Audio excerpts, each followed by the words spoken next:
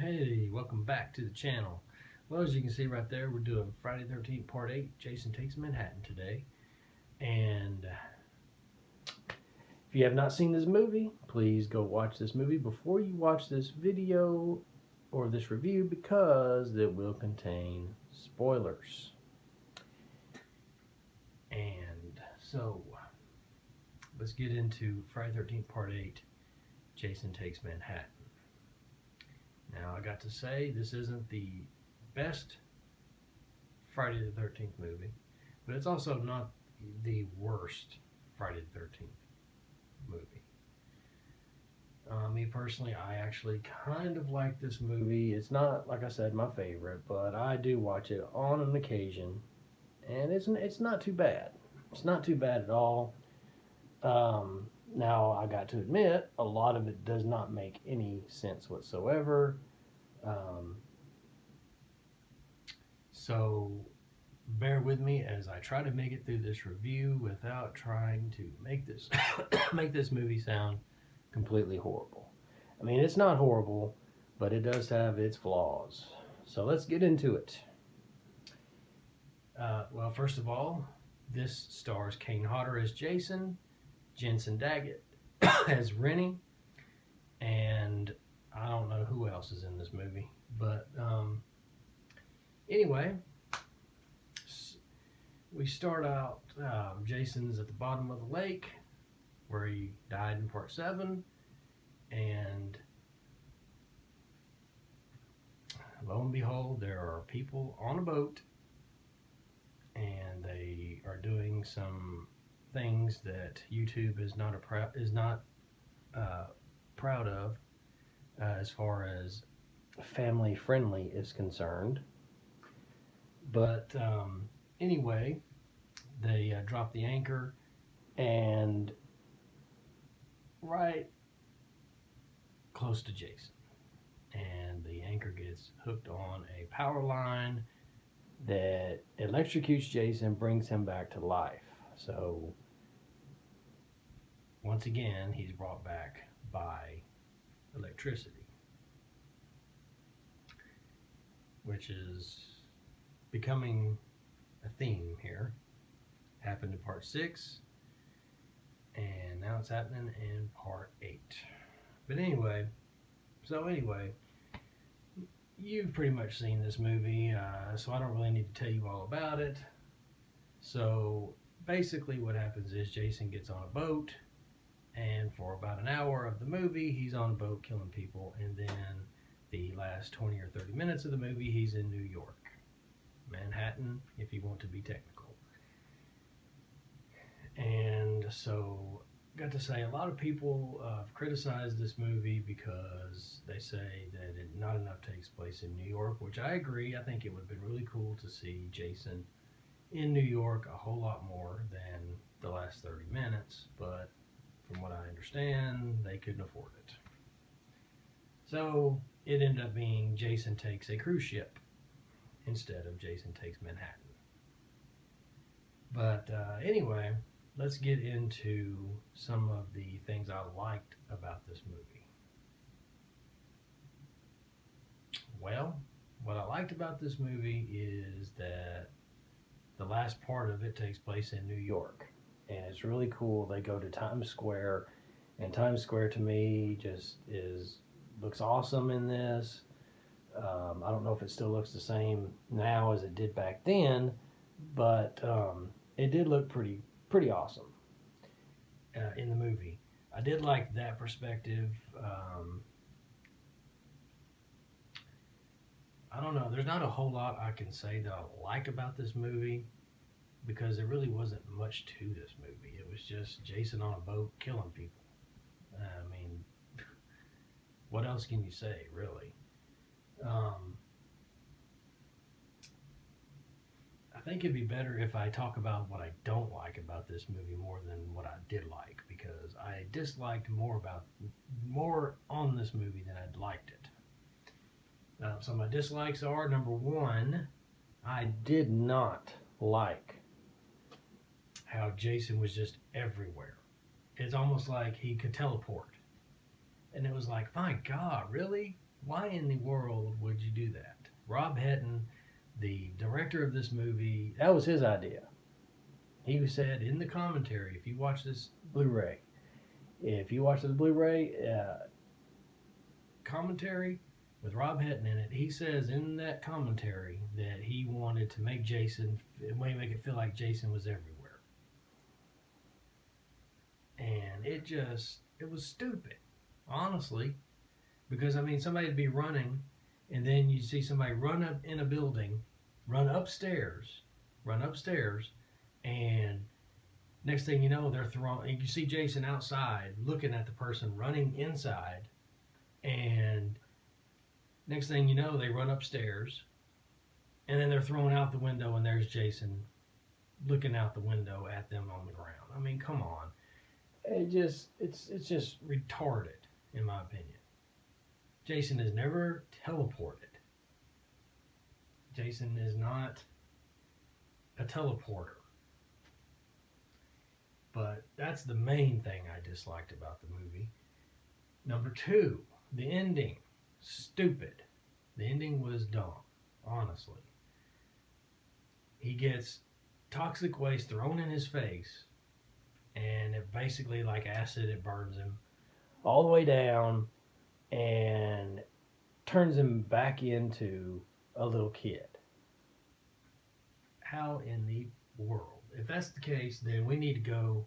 Everybody in the world needs to go to New York, go to Manhattan, go to their sewers, and get hit in the face with toxic waste so we can all turn back into little kids again. If that's the case, because apparently the sewers of New York have the Fountain of Youth in them. Because what kind of sense does that make where you get hit in the face with toxic waste and it turns you back into a little child? That just makes no sense to me whatsoever. So that's the second thing I hated about this movie. The third thing, it was on a boat for most of the movie. I did not like that. The kills were some were just cut for no reason whatsoever.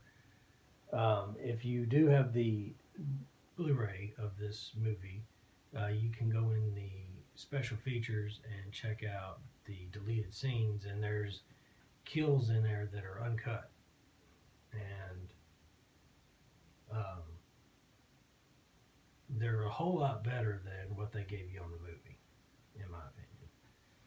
So, I mean, I don't know. I think they were just bored and they just didn't know what to do anymore with the franchise. I think they should have stopped honestly, they should have stopped at 4. They should have stopped at Friday the 13th Part 4, the final chapter, and just left it alone. Because 5, that was a complete joke. Part 6, now I said Part 6 was my favorite, and it still is my favorite Friday the 13th. I mean, there was nothing wrong about that movie whatsoever. It was the way a Friday the 13th movie should be, besides 2 and 3, in my opinion. 2 and 3 were really awesome as well. But Part 6 was the way a Friday the 13th movie should be. It had everything. It had humor.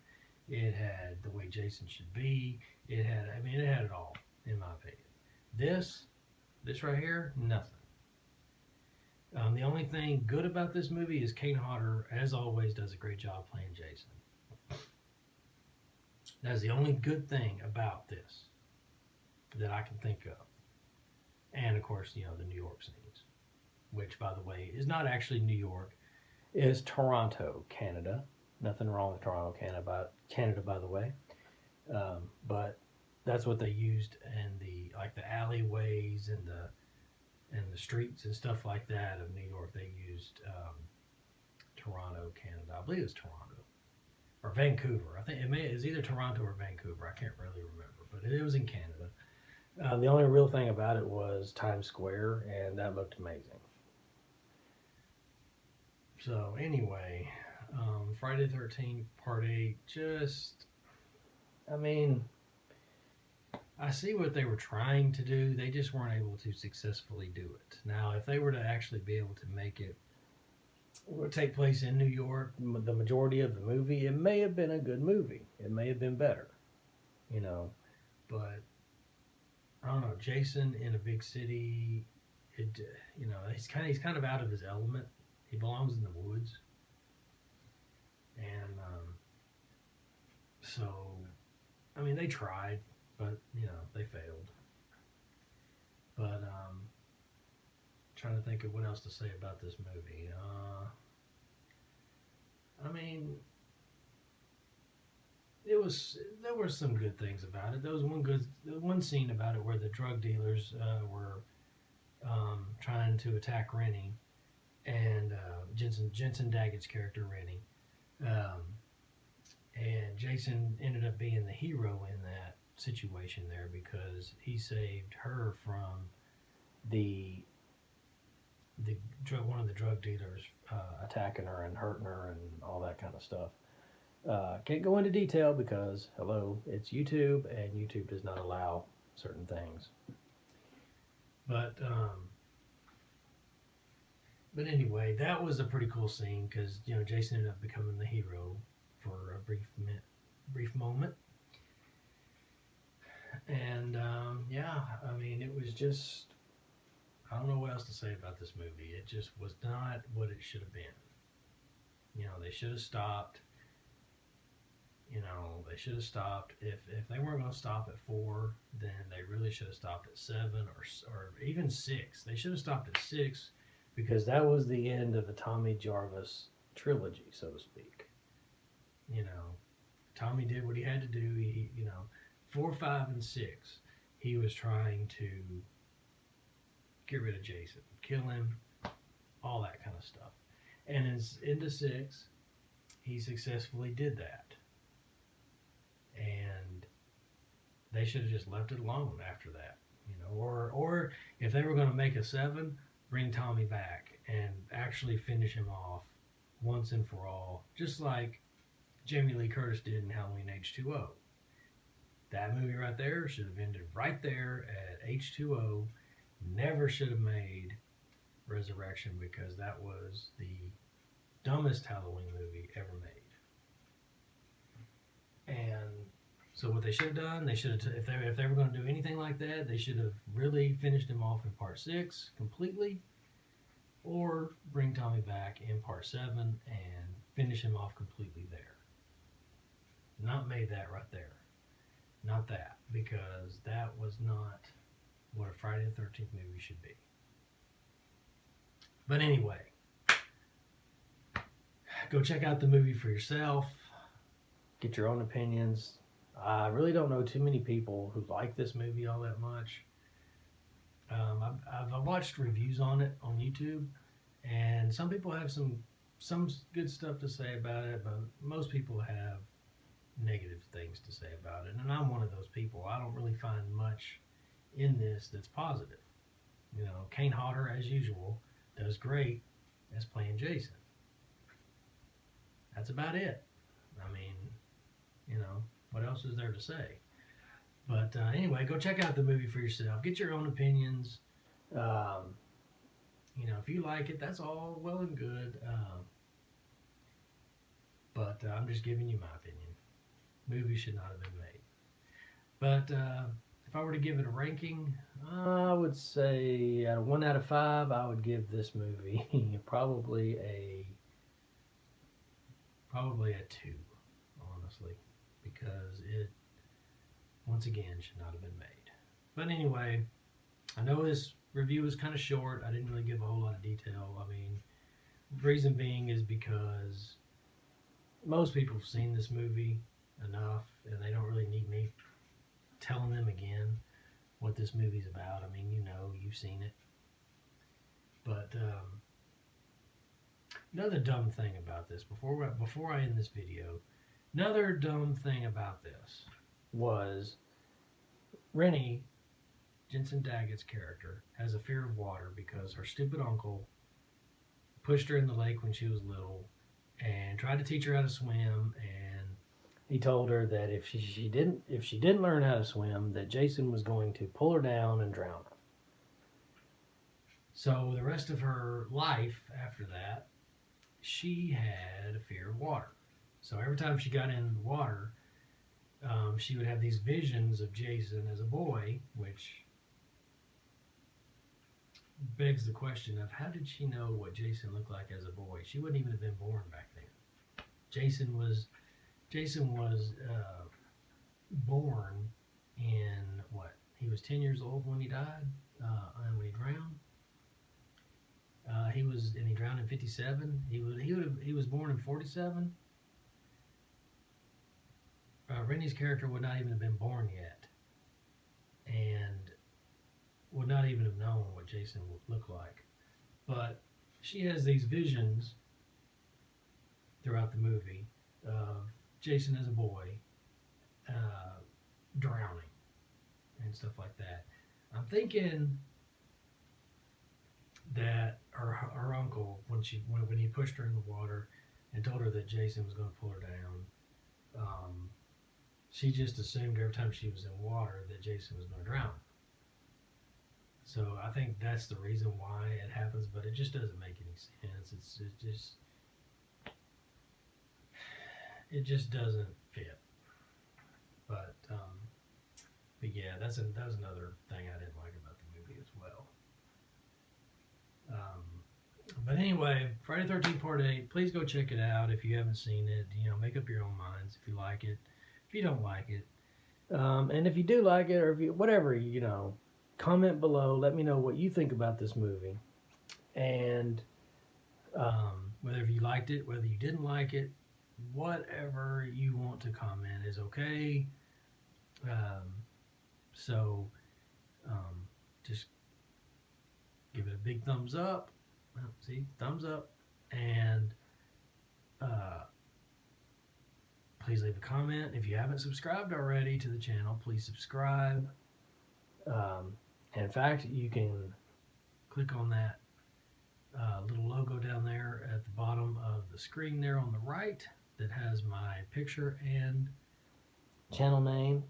Click on that right now and you can automatically subscribe without leaving the video, or you can go to my channel and subscribe. But please show some support and subscribe. And thank you once again for all of you who have already. I appreciate everything and appreciate all of your support. And everybody take care, and I'll see y'all in the next video.